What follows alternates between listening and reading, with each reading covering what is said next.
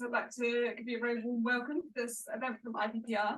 I'm Carys Roberts, Executive Director here at IPPR. And I'm really excited about this event where we'll be talking about health and prosperity. So by way of introduction, the UK is getting poorer and it's getting sicker. We all know that we have a challenging economic outlook, but also our health is deteriorating. We have rising rates of death and impairment. And we've fallen from 7th to the 23rd in the OECD on longevity since 1916. I'm really sorry. If you speak up a bit. Yes, absolutely. Noise out there. And maybe, can you turn this up a bit? Is that better? Can you? It's not working. I can hear that it's on. Something's working. But we might, if not, Maybe maybe we stand try up. this one. Would this be any better? Yes. I have to stand up as well. I don't know if I'll force all of us to stand up. I'll give them the choice. At IPPR, we've been thinking quite deeply about the issues of prosperity and health and how they're interlinked. And we've set up a commission on health and prosperity to study these exact issues. And particularly our hypothesis is that we're getting sicker. It's a key reason that we're getting poorer. So we need to think about these two things together. So our belief is that better health is medicine the UK needs for its economic difficulties. And we've set a mission, and that's that the UK should aim to be the world's healthiest country in 3 decades' time. So at this event, we want to, given that very challenging context, think about the positive and think about how we might reach that mission. And I think one of the really exciting things is to have seen over the past few days the priority that Liberal Democrats are placing on health. So I think it should be a really good discussion. With us today, we have Chris Thomas, who's head of the Commission on Health and Prosperity at IPPR. So he's going to tell you a bit about our work there. We have the Right Honourable Sir Norman Lamb. That is a lot of titles to get Sorry. around. Ignore them all. So he was Minister of State for Caring Support from 2012 to 2015 and is currently chair of the South London and Wolsey NHS Foundation Trust. So very warm welcome to Norman. And then we have Daisy Cooper MP, who is MP for St Albans, Deputy Leader of the Liberal Democrats and Spokesperson for Health and Social Care. So we've got a fantastic panel. And we have them until 2 o'clock. What I'm going to do is I'm going to ask everybody to have an opening remark. I'll have a few questions, and then given we've got such a great audience and so many people, we'll try and get as many questions in as we possibly can. If you can't hear us at any point, I'm going to ask you to just wait and we'll try and rectify that. But for now, I want to hand over to Chris. Brilliant, thanks very much. Can everyone hear me okay? Excellent. So I just wanted to introduce a little bit of the research that's come out of the IPPR Commission on Health and Prosperity to get the conversation going a little bit. Prosperity has been set up really with one formative hypothesis that if we have a fairer country, we'll have a healthier country. That is relatively well established in the evidence base. But that in turn, if we have a healthier country, we'll have a more prosperous one. And that's the thing that's been really underexplored. In terms of why we're interested in the economics of the piece, I don't think it challenges the idea that the first and foremost value of good health is its human value, its moral value, that it's about living a good and flourishing life. It doesn't challenge that to say that we should also care about the economic value it has. And I think if we think about the process of political change, the kinds of ways that government make decisions, it's really important that if we want that kind of foundation, flourishing lives, that we think carefully around why is health critical to the economy that we have and how do we evidence that. It's striking through history that it has been the prosperity argument that has driven the most ambitious health reforms. We go back to the formation of the NHS, a long rich vein of a social justice argument for the National Health Service. But the tipping point, the thing that brought it over the edge is really the Beveridge report. Go through the Beveridge report, it almost doesn't mention social justice, it mentions productivity, it mentions employment, it mentions economic activity and bringing forward a bigger labour market. It's those kinds of arguments that have always gone hand in hand with social justice in putting forward these big reforms. So that's where we come into the debate. So I think the first thing that the Commission has striven to show is that there is in fact a link between the fact that we're getting poorer and sicker. Those are unrelated trends. It's not that we are coincidentally both getting sicker and getting poorer at the same time. At the start of this year, we released our study into the idea that those things are related. We had followed people through survey data for 7 years. We had asked the question that if someone during those 7 years fell sick, what then happened to their economic life? And we found some really, really striking findings. The first thing to say is that we found that they were far more likely to either fall out of employment, or if they weren't already in employment, to not come back into employment. So there was a big, big labour market impact. And in fact, we found that sickness explained over half of the exits of employment during that period, so much more so than things like early retirement or other things. We found in turn that the average annual impact on earnings of falling sick was £2,200. If we were in the USA, and that's what someone was paying for their healthcare as a bill at the end of their treatment or during their treatment, we would have no problem categorising that as a catastrophic care cost. We perhaps think because we have a free at the point of need healthcare service that there is no cost to falling sick, but this challenges that. There is a massive cost to falling sick and it's not in people's take-home pay. And we also found that things like productivity, hours worked, those things went down as well. So it was a really complete picture that if people fell sick in the current state of the UK and the support that's there for them, that it had a big knock-on impact on their prosperity. So the question is then, what do we do about it? And I think that's where we want to dig into this event today. And I think there are 3 pillars that we need to think through and that the Commission has begun to release ideas on. The first is what we do on the foundation of population health that we have. And I think the really striking thing when we look at public health, population health, is that frankly, we kind of know what the answers are. We know what works, we know that there are fiscal measures that work, we know that there are regulations that work, we know what the causes of poor health are, whether that be damp and mold in housing through to tobacco, and the fact that the cost, the societal cost of tobacco isn't included in the price and in industry payments. But what we don't have is a process by which those policy measures can translate from really, really strong evidence bases to actual policy. And I think people that have been observing public health go through the last 10 years will recognise that very often it's the exception, not the rule. And even when it's announced, it doesn't get put into practice. And we see very often public health push strongly into the long grass. So our call there was to think about where do we have things and examples that have put infrastructure around an issue that's as critical as this in a way that supports progress and that makes progress the rule rather than the exception. And the example that jumps to mind, there are several, but climate change is perhaps the biggest. The 2008 Climate Change Act, it put in place a legislative binding mission, net zero by 2050. It put in place an infrastructure to carry that forward in the Climate Change Committee, and it put in place a kind of cross-government prioritisation. It made climate everyone's business, not just one department. We could do the same for health quite easily. And I think with the kind of costs and the social value that it has, we should be thinking about how we do that. I realise that I'm saying this, I've said this at events in the past, as climate change has its probably most difficult week in a while, but in many ways, the scrutiny of political capital costs and how difficult it is to do that compared to how difficult it is, say, to not do junk food regulations you've committed to, is a sign of the difference between these 2 agendas.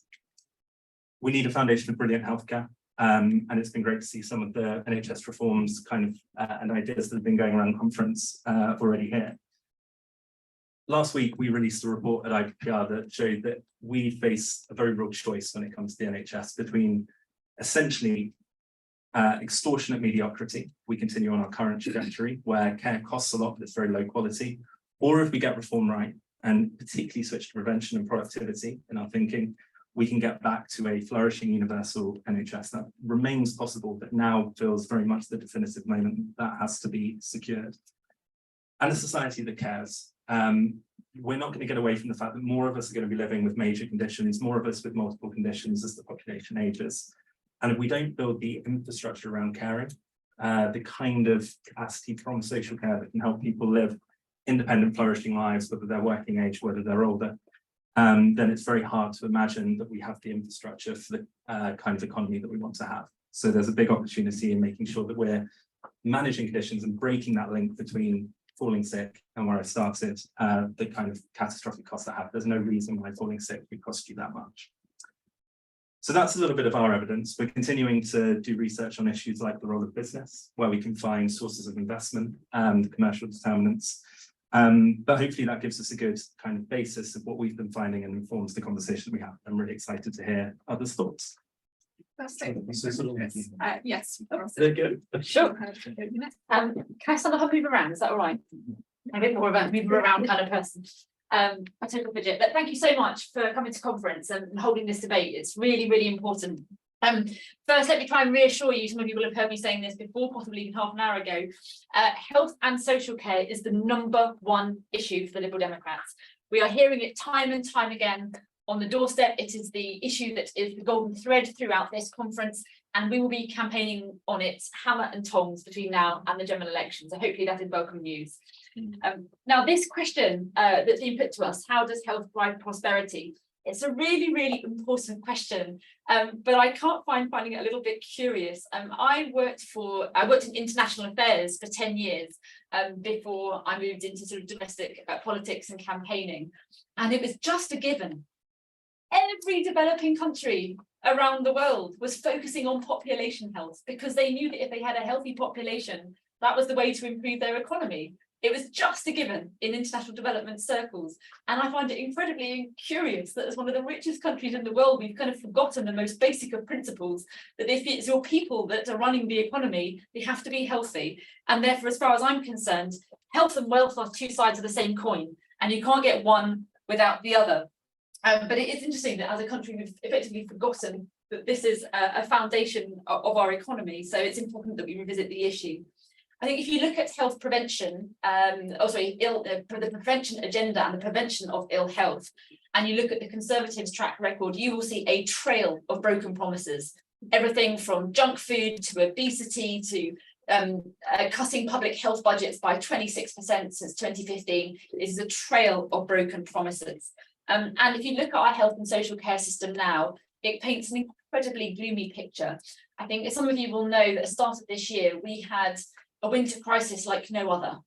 It was on a whole different scale, and seeing the indignity of people dying in the back of ambulances, the indignity of getting care in a corridor, which NHS staff don't like having to give and patients don't like having to receive it, and then that rushed attempt by the government to try and get people out of hospitals and into care homes, which is a very expensive thing to do, because suddenly the cost of a care home bed suddenly went through the roof, so the government had to spend a lot of money on it.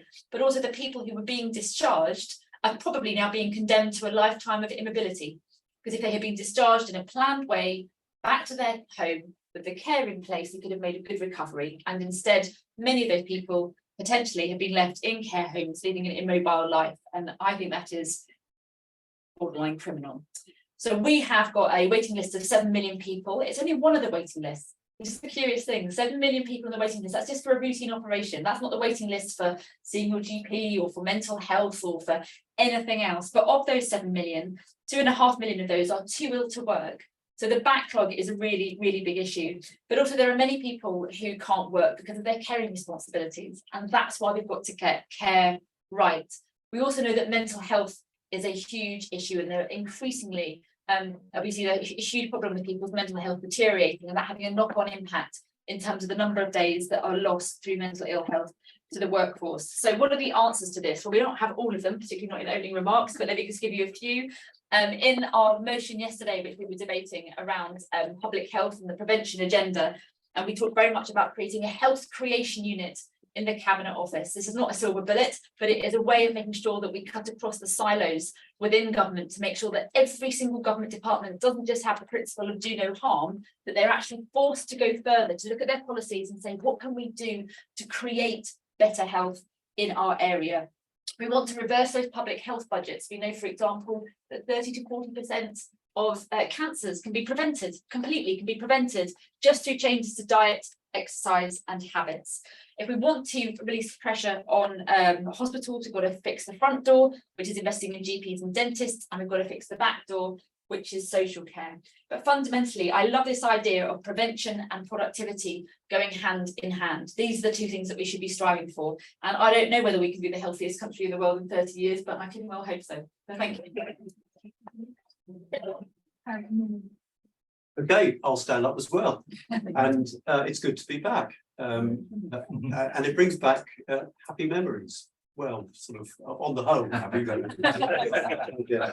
But I really welcome this IPPR position initiative. I think the idea of a mission is very powerful. It sort of focuses minds and concentrates effort. I think trying to establish a sort of cross-party support for such an initiative is very important, because if it's for 30 years, then it has to survive changes of government. And you have to ensure that each of those governments sticks with it, or that there is political pressure on them to stick to the task. I would also want to see the link between health and wealth, but also health and happiness and well-being and sustainability. Those for me are also critical objectives. And if you think about what governments should be trying to do, it seems to be that the pursuit of happiness and sustainable happiness and well-being ought to be up there as an absolutely key objective, and so often is completely ignored. So I think that's an important principle. Next thing I wanted to just reference is, and that your report, your interim report, really references this, and that is the extent of inequalities, health inequalities in our country, and regional inequalities in particular. You look at the contrast between London and the Northeast, for example. It is utterly shocking, both in terms of wealth and prosperity, but also in terms of health outcomes.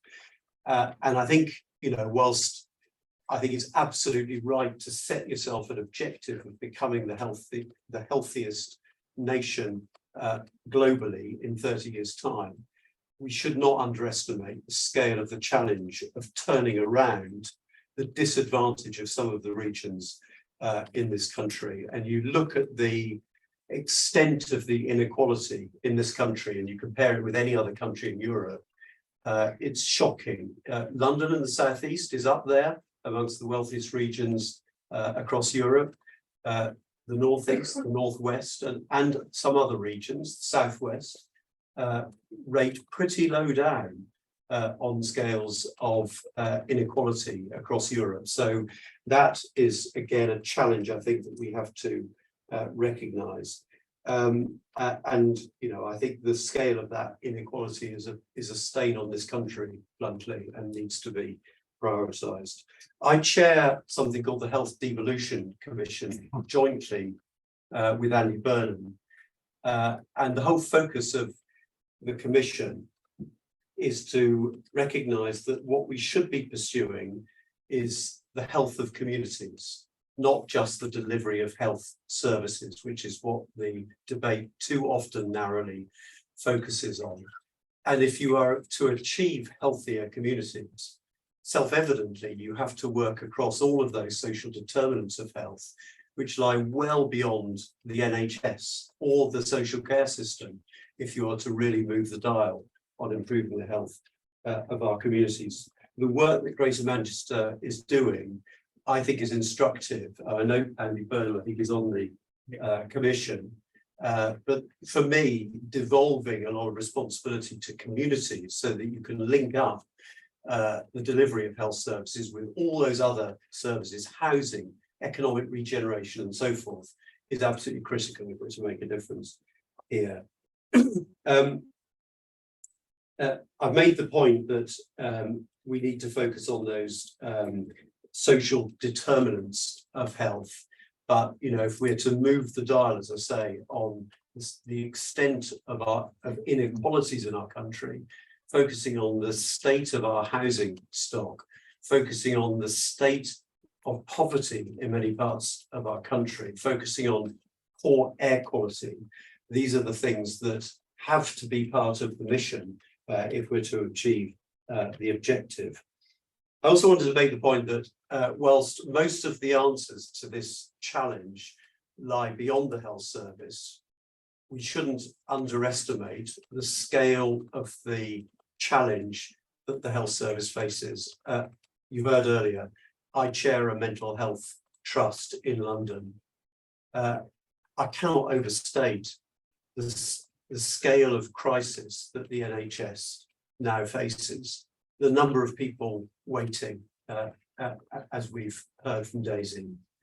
And in mental health, you know, teenagers can be waiting a year for treatment, and this is wholly unacceptable. It essentially amounts to the absence of a service for very many families in need across the country. And the report absolutely focuses on the role of employers. As a system, we tend to wait for demand to hit us. Trusts, mental health trusts, acute trusts, don't really get engaged in the whole issue of how we prevent ill health in the first place.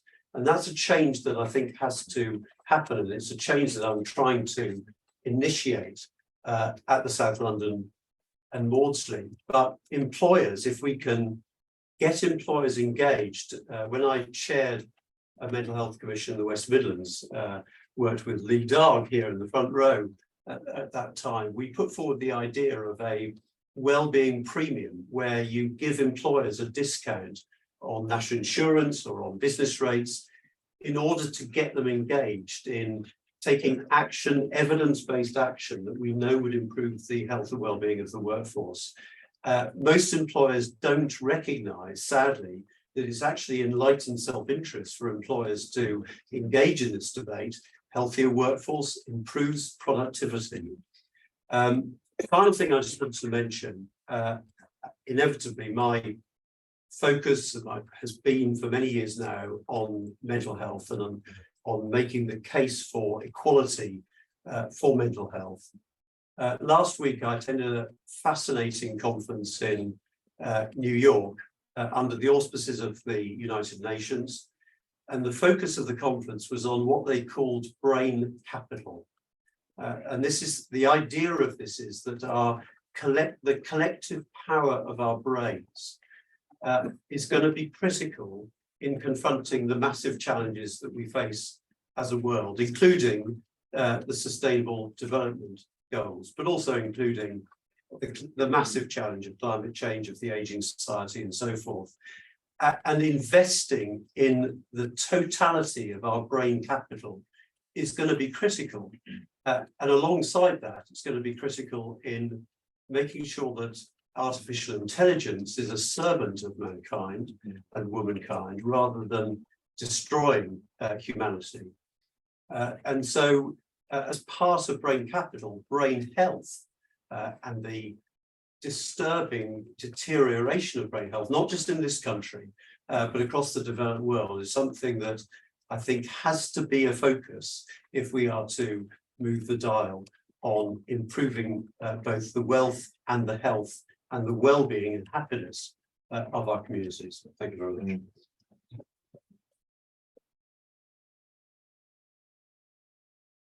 So I have a few questions for panel, but please do keep thinking of the questions that you would like to ask when we turn to audience Q&A. But Daisy, I wanted to start with you. You've talked about a health creation unit and that idea to kind of link up different departments and cut across those silos. We've just heard from Norman there about the social determinants of health and how so many of the problems arise outside of the health service. Yeah. How would your unit seek to address that, and what do you see as the kind of the main things that you'd want to be addressing outside of the health service? Sure. Well, it's primarily because we want to put it, well, we said we want to put it in the Cabinet Office specifically because the social determinants come outside of the health department. So I mean, let me just pluck some examples out of the air. Okay, so policy wonks don't go across the detail. I'll give you a few examples, right? So we know that a lot of people can't afford to buy healthy food, right? What thinking has DEFRA done about that? Nothing. They look at subsidies, they look at red tape for farmers. Is DEFRA looking at how to do that? No, they're not. We are, as a party, our farming and food paper that's discussed this morning does look at those two things together. But actually, farming policy is also about sort of food justice, right? And a health creation unit would be looking at DEFRA policy saying, what is it that you can do in DEFRA with your policy leaders that will actually help people be healthier and live healthier lives? Oh, let's do something to give you healthier food. DLUC, which is the Levelling Up Department, which used to be Communities and Housing, they recently had a review of the National Planning Policy Framework, which for the policy wonks in here and the local councillors will know is a framework that local authorities have to use to determine what houses they're going to build and where and all that kind of thing. As part of that, there was a big bun fight in Parliament over whether or not they should repeal a bit of the planning framework that would deal with allow onshore wind. Was there any discussion about reforming the planning framework to create healthier buildings, to create a healthier sense of place? No, there wasn't. At the moment, I've got a bit of a bun fight going on with the Treasury. I don't know if I'm going to lose it or win it, but I've got a bun fight going on with the Treasury because at the moment, Treasury rules, which are based on really boring valuation rules at the moment, are out of date, which means that at the moment it looks like in city centres, where you've got population centres, a number of GPs are potentially facing closure. They have to close altogether or move to the out to ring road locations because the ICBs aren't allowed to spend the money they want to spend on getting the central location because the costs are too high. And the Treasury, you've got the Treasury and the Department of Health pulling in two different directions. You've got the Department of Health saying, well, it's great to have GPs that are accessible, not least because it brings people, people will walk into the city centre. And you've got the Treasury saying, well, that's a bit expensive. So there's just 3 examples, right, that I've plucked out of the air of where a health creation unit would actually bang heads together and say, what is your policy and how can we change it to make people live healthier lives? Right, and I think we could spend the whole hour talking about the At problems. least Norman, I wanted to ask you about your experience of government, really, because we're very far from being the first people to talk about the need for a prevention approach, and lots of people know this is needed. Why is it so hard for governments to do that? What's standing in the way? Well, I mean, narrowly within the NHS, when money is tight, the demands of big acute hospitals seem to always win out. I mean, if I think about our part of London where I work, Southeast London, we have Guy's and St Thomas's and King's. These are 2 sort of monster organisations, and of course, we're facing enormous pressures with the numbers of people on the waiting list. So it's a pretty compelling case that you've got to spend the money on making sure people get their operations. If you're facing possible cancer, you want your diagnosis quickly. So it's quite hard to resist that.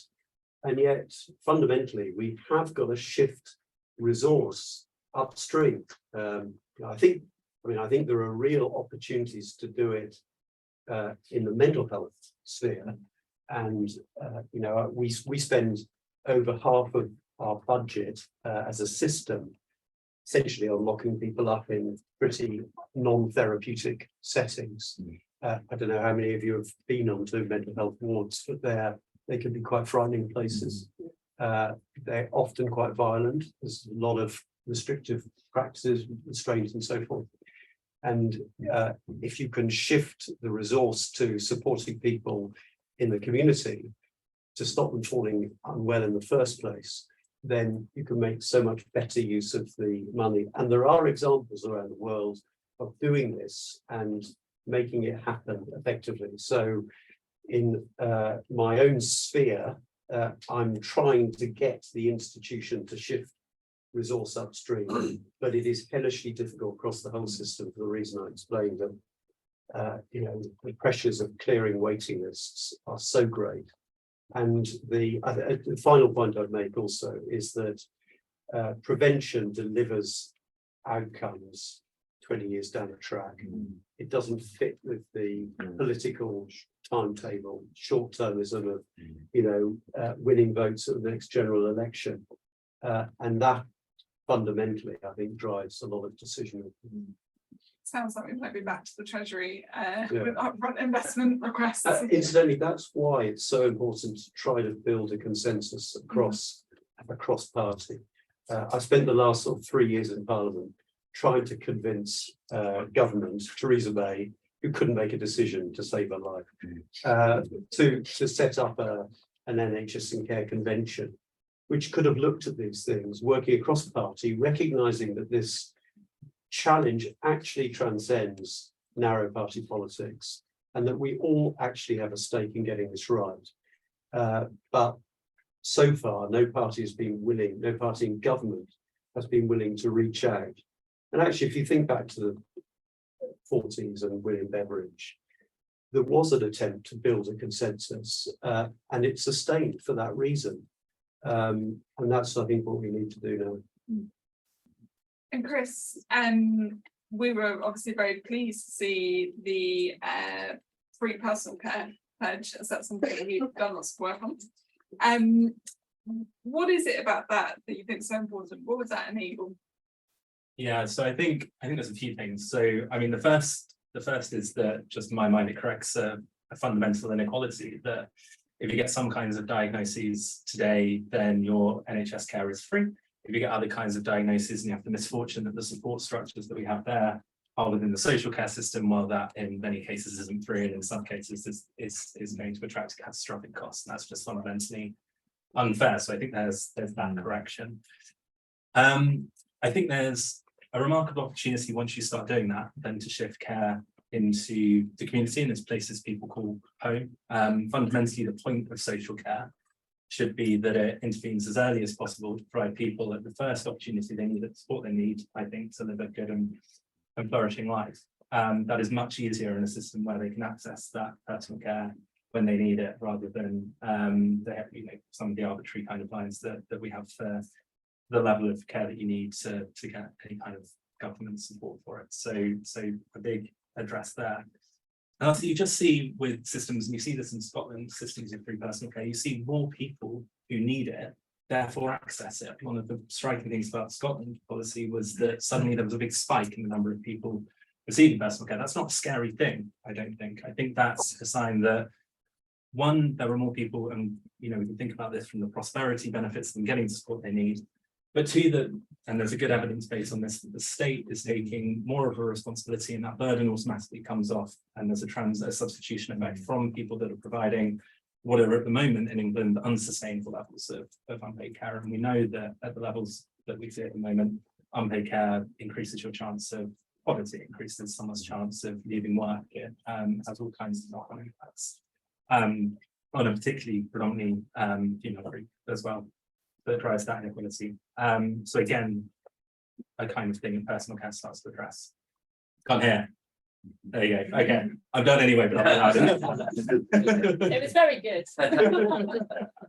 You can find all of our reports on so I'm going to turn now to the audience. I'm going to take a few questions at a time. So lots of hands, and I'll go to the lady at the back who has not been able to hear us.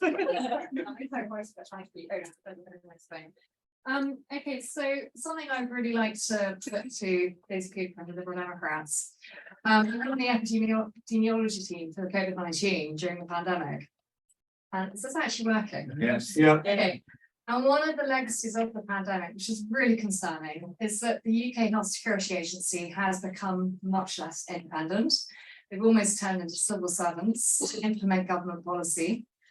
And one thing that would be really welcome to people from my background is to see that independence enshrined back into this space. And I think that would really help the convention, because we're seeing far too much. Well, I mean, wastewater was abandoned, for instance, one of my team's, pieces of work, and many other pieces of really critical. We could have provided evidence that literally you could have pinpointed where COVID was being spread. That whole project got shut down on the premise of Mount Hancock. So from our back, people from my background, we are so keen that the independence of the UK Health Security Agency is sort of established. Fantastic, thank you. And there's a question here. Yeah, sorry, public lights.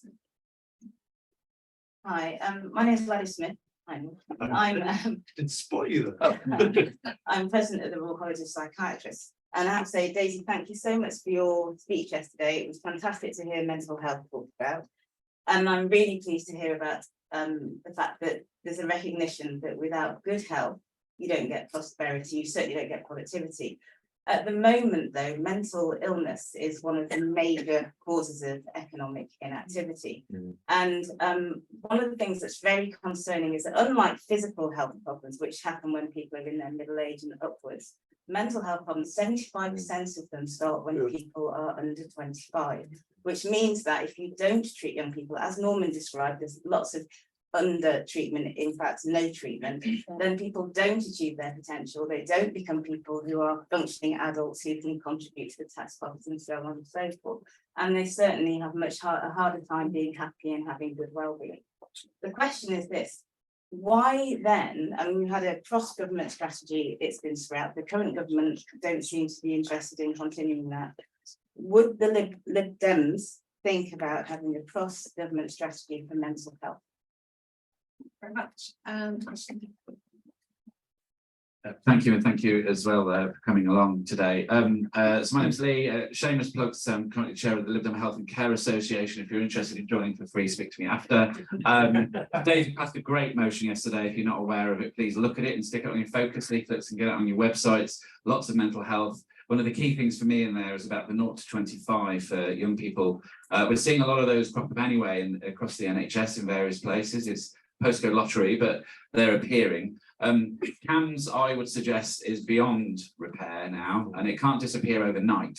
But is 0 to 25 much better? I would argue it is. Should we roll that out more and eventually kind of replace CAMS? And also we have the public space like Headspace and other things like that for young people to go to. Is that a better direction than CAMS? So I'm going to take one more, and I'll go over here.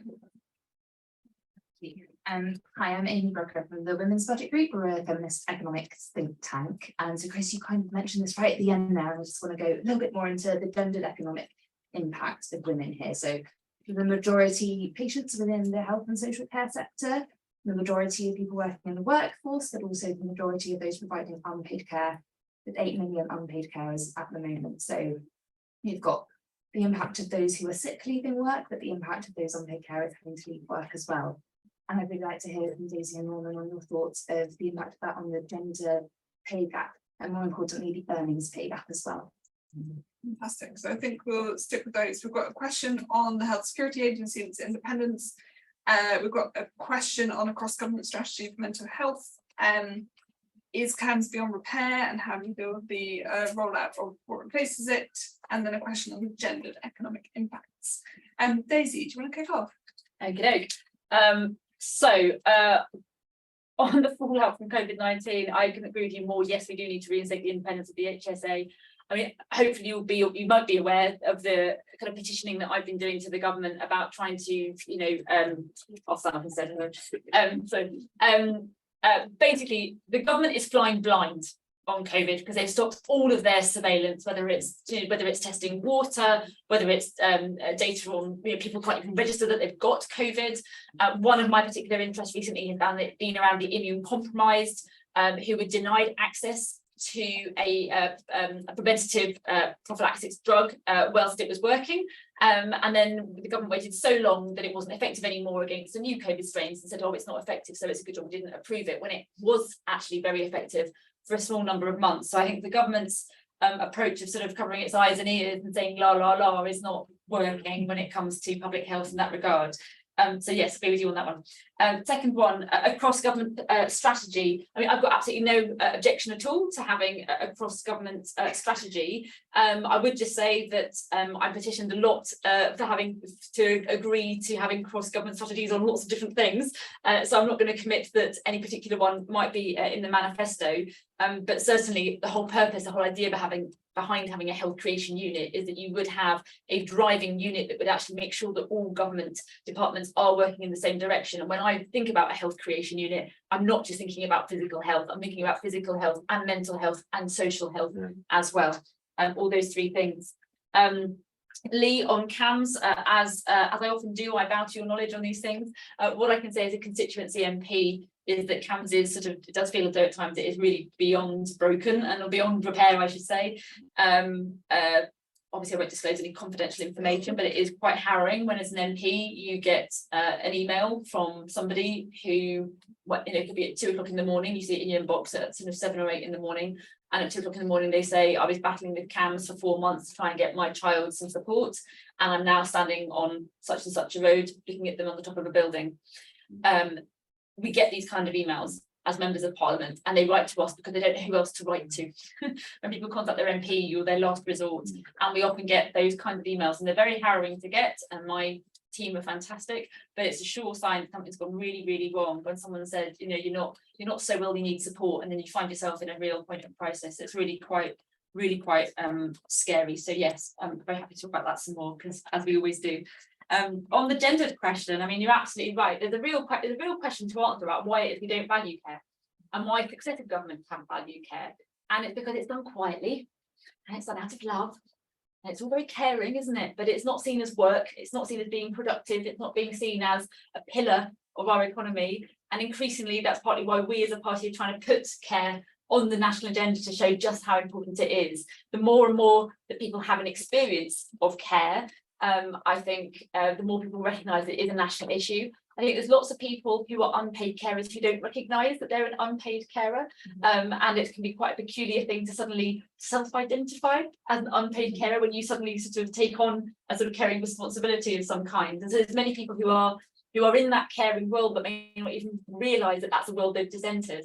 And so I think the more and more we talk about it, the more and more people will open their eyes to the power of it. But you're absolutely right when it comes to people who receive care, as well as the people who are who take part in delivering care or providing care. It's a really critical issue.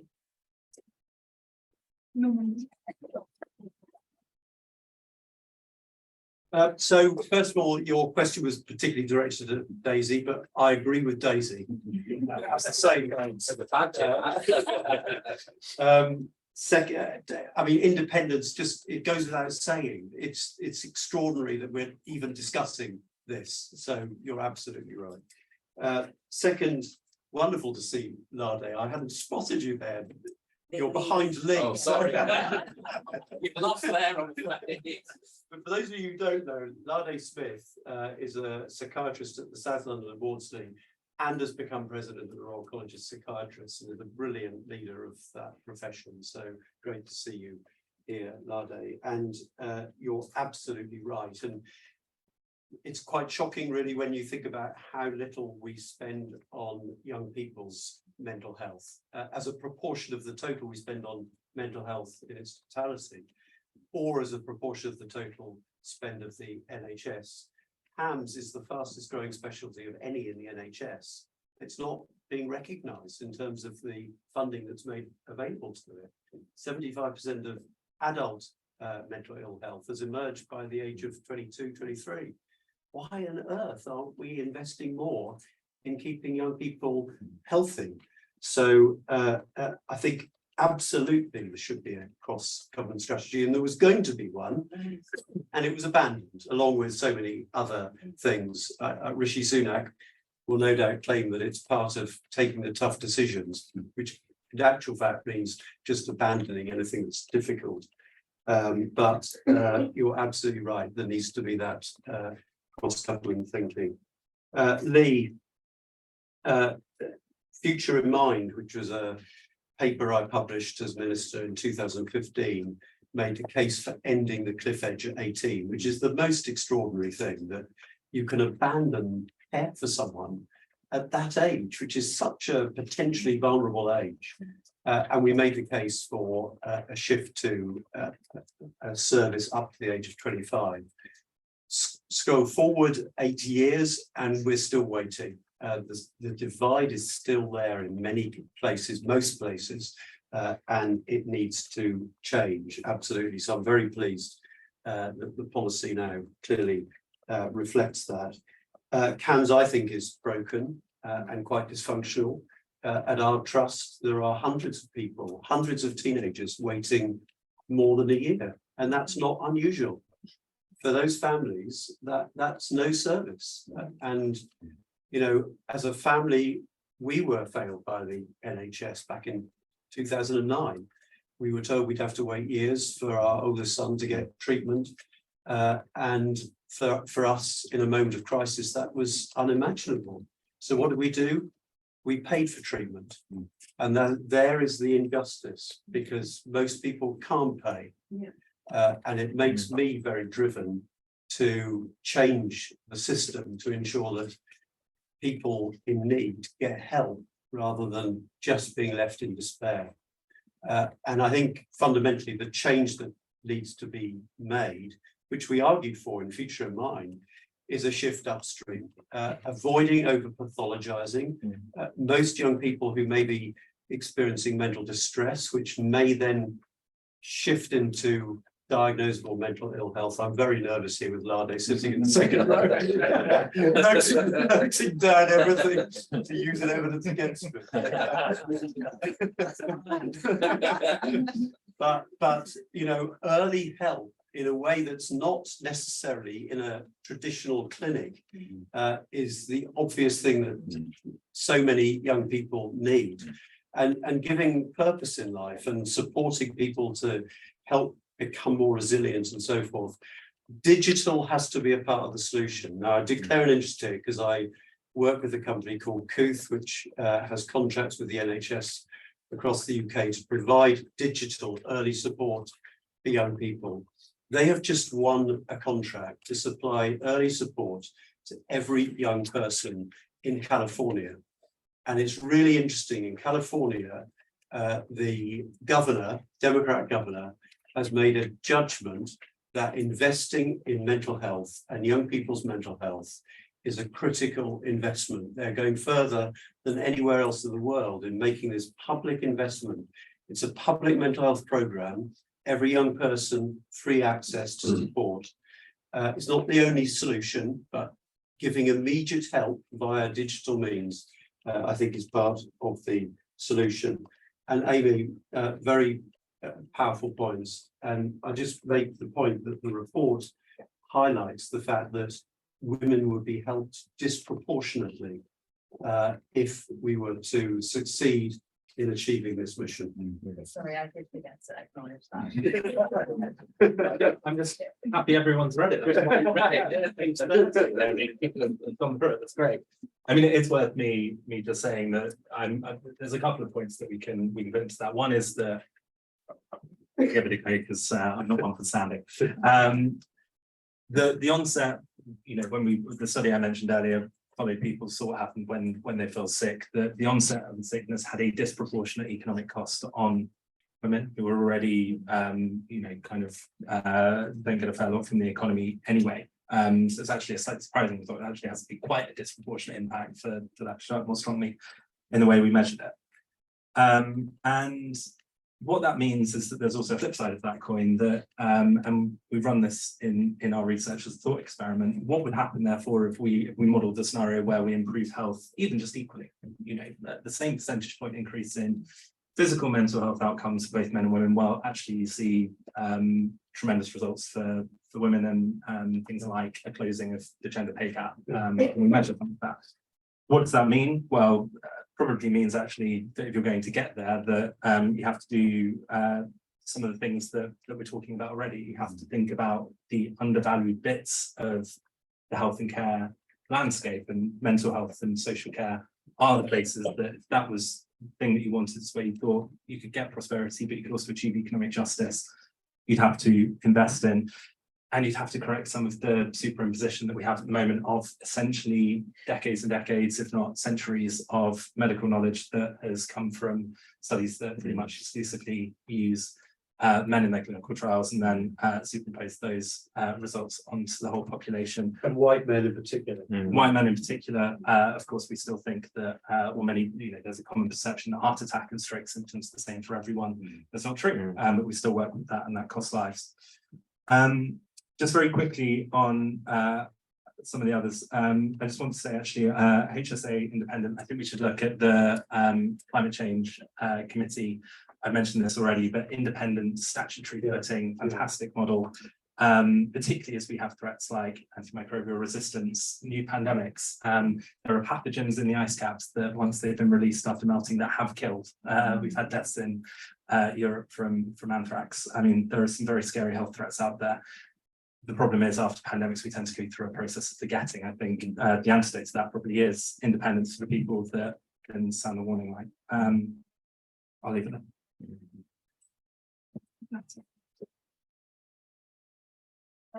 We have lots of hands and not much time, so if everyone can promise to be extremely brief, we'll squeeze in a few more. There's one in the middle, yeah.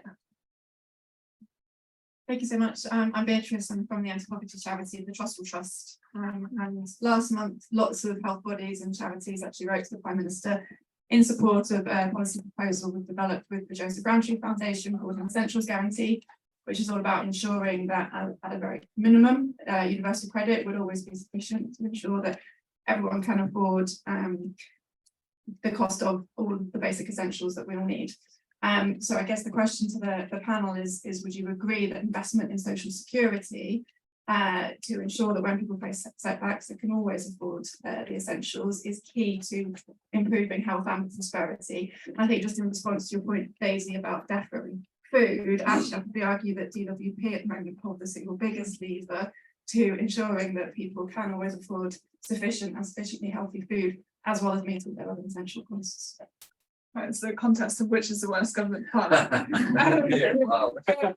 the gentleman at the back. Thank you. Paul Honey, party member, Somerton and Crewe. Yay! In May of this year, Matthew Taylor at the NHS Confederation said, amongst other things, that money is a significant barrier to improvement. And sad alert, in November 2017, you, Sir Norman, said that funding the NHS only from taxation has become more and more problematic. So I wanted to ask the panel where they were with that now. Fantastic. And then one more, I'll go to the lady in the middle. Mel, sorry. Hi, my name's Georgia. I'm from the Sands and Tommy's Joint Policy Unit. So interested in the panel speaking a bit more about prevention of health issues coming before birth. We know that 1 in 5 stillbirths are preventable if better care had been provided, and similarly with morbidity outcomes. So we'd love to speak a bit more about that. Thank you. Great. And then because I think this might be our last round, I'm going to chuck in for Norman and Chris what you would most like to see Daisy commit to next in her fantastic role in policy announcement. Chris, can I come to you first? So we've got social security and DWP, we've got the big money question, and we've got health issues before that. It's a lot to solve in 2 minutes. On the essentials guarantee, really welcome. I think one of the most astounding things, I think food is, and I think the evidence of fact this up, one of the most important things we could talk about in health, but it's about £8.35 to get 1,000 calories at the moment from healthy food. It's about £3.35 to get 1,000 calories from unhealthy food. So if people don't have the money that they need to buy kind of measures like the essentials guarantee, then what do you expect to happen? We're kind of predetermining that with policy choices. On the money question, I still think it's possible to fund a brilliant flourishing NHS through tax. It's not that far away in modern history that we've managed it. So our modelling 2 weeks ago, I said it was 1 week earlier, it's 2 weeks. And what it essentially showed was that if we get our proposition right on the NHS and social care today, if we change track, we into the bold reform agenda now, and it does have to, but we get prevention right, we get productivity right, we get personalisation right, that we can keep NHS spending at broadly the kind of levels that we see today. So it's about 9% of GDP today, NHS spending in England. We would keep it at under 10% by 2034. So not an astronomical rise. We get some growth, finally some growth, then actually those numbers look even a little bit better. But if we do nothing, and if we try to persist with the status quo, we keep on the post-pandemic trajectory that we're on, then in fact, just NHS spending, there's a lot of other things that might be in health spending, just NHS spending goes up to over 12% of GDP. The difference there is over that 10-year period, it's about 200 billion. So that's the kind of size of the prize on offer. Pre-birth, I'll just quickly say, we also in that paper recommended the government look back at pregnancy and health grants, which was an initiative, quite a short-lived initiative, but essentially gave a cash grant through your GP to mothers at the 3rd trimester. And what happened was that we saw birth weight go up on average, we saw infant mortality go down, we saw stillbirths go down. Welfare pre-birth can be very effective, so I think there's a good prevention point there. And then to finish on, most like to see, so we've seen lots of things that we strongly agree with in motions and in plans that have been put on show this weekend for health. Lots of public health initiatives, some good NHS reforms. I think the thing for me that binds it together is this idea of, can we have a health net zero, a statutory mission that really binds us as political kind of attention ebbs and flows to something that is consistent. We say healthiest country in the world because that is an improvement that would mean that the UK, if you then track what that would look like, would need to improve its healthy life expectancy as fast as the best countries internationally that are comparable to us have sustained over a long period. So it is a pinnacle of what's possible, but it is possible. We can get there. That 30-year ambition is doable. I'll leave it there. Thank you, Chris, and sorry to interrupt you, but Norman, are there particular questions you'd like to pick up? Well, first, the social security system, yes. I mean, it is a fundamental part of the challenge that we face, and it doesn't function effectively in terms of empowering people to become independent and live good lives. And it's not in my view, it's not a liberal system the way it's currently designed, and it needs to be. So that's my thought there. Paul, Matthew Taylor and his comments. I mean, I essentially agree that I think that a tax fund is achievable and is one that I believe in. But we have to find ways of giving political parties the space to take some quite difficult decisions, both about allocation of resources within the system and sometimes about the necessary funding. And I think in a way, there's going to be a need for funding to transform the system. The need to really take advantage of the productivity gains from digitization, which is still in a bad place in the NHS, is very real. The need for investment in the capital estate, which is in a dire state at the moment, particularly I think in mental health, but not exclusively. These phantom new hospitals that the government keeps talking about, but it's investment in community facilities, really good quality diagnostic centres, community facilities in mental health. This does require an investment in capital. It has to come from somewhere. And I'm very happy to do public-private initiatives and so forth, but we have to facilitate that shift. Before birth, very quickly, yes. When I chaired the Science and Technology Select Committee, we did an investigation into early years adversity, trauma, abuse, neglect of children. And we made the argument that we should implement evidence-based approaches, particularly supporting parents from year zero, but before year zero. And if we did that routinely across the country, applying the evidence of approaches that we know already work, then we would make a big impact. Government rejected our recommendation, cross-party recommendation, but that's what we need to do fundamentally. And then finally, in terms of the sort of ask to Daisy, I actually agree that setting this as an ambition and the Lib Dems leading the case for it in Parliament and leading the case for a cross-party approach to setting the country on the right course to achieve health and wealth and happiness and well-being, I think would be a really powerful role for the Lib Dems to play. I'll just leave you with this thought. The failure of this government to deliver anything on levelling up is shameful, in my view. I actually agreed with the ambition when they set it. The extent of the inequality, as I said at the start, in this country is horrific. And to commit to levelling up the Northeast and other regions to the levels of our best performing regions would be a massive achievement for government in this country. And this is the route to doing it. And the Lib Dems making the case for that to happen would be a very, very powerful message for this party to pursue. Thank you.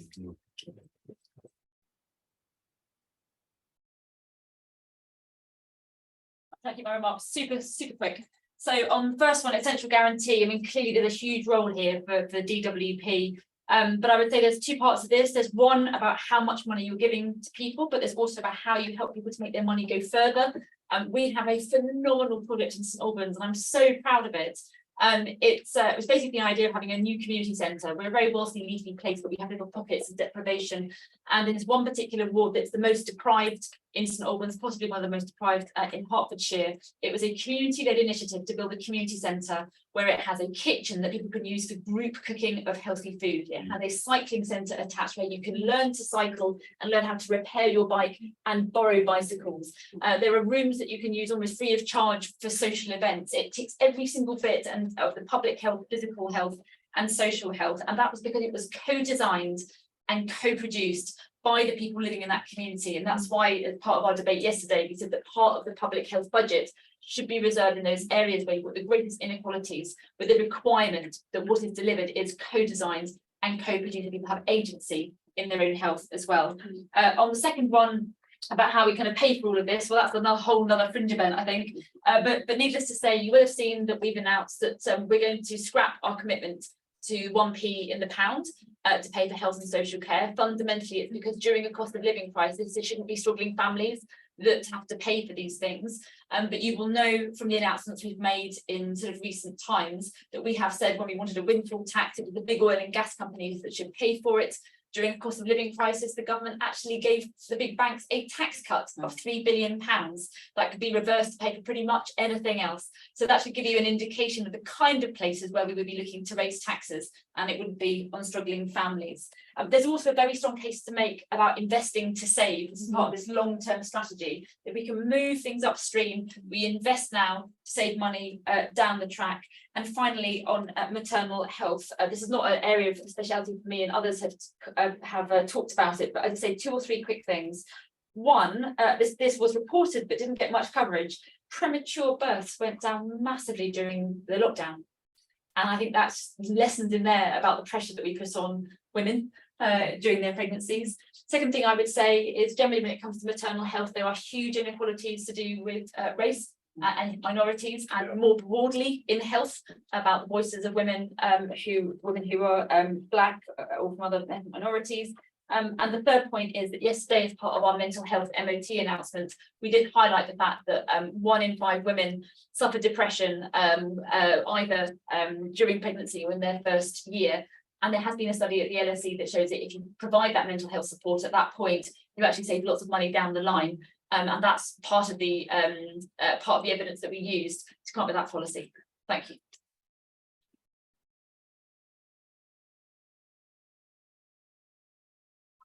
And many apologies for overrunning slightly, but it was such a well-informed and brilliant discussion that I wanted us to have the chance to complete it. So I hope you all have a great conference, and thank you very much for coming to this event.